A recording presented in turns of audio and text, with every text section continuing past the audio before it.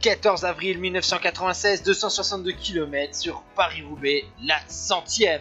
Et à 86 km après avoir traversé notamment la tranchée d'Arambert où l'Information Télécom avait tenté de surprendre la puissante Mapei, finalement, à 86 km donc de l'arrivée, 4 Mapei ont réussi à faire exploser un ancien vainqueur, Andrien Schmid, la formation.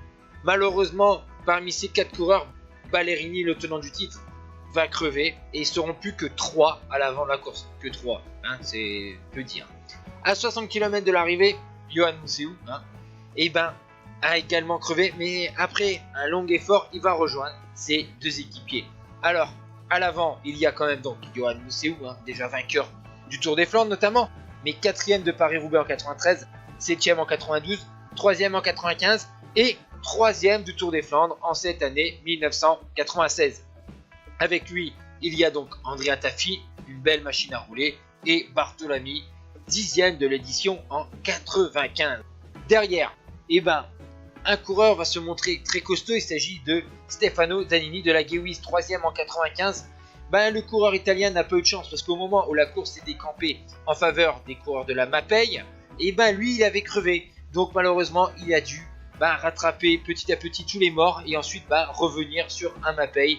Il s'agissait donc de Ballerini, vous voyez ici le palmarès impressionnant de Johan Museeuw et il espère bien sûr remporter Paris-Roubaix.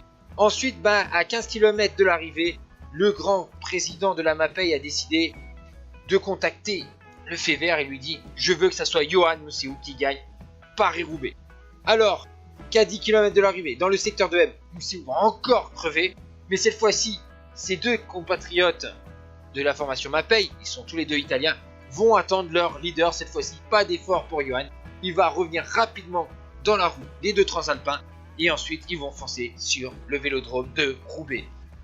Certains pensaient qu'on va assister à un sprint. On sait que Johan Museeuw avait tendance aussi à donner certaines belles courses à ses équipiers, mais cette fois-ci, le Belge va inscrire pour la première fois de sa carrière, en même temps avec un triplé de la Mapei GB.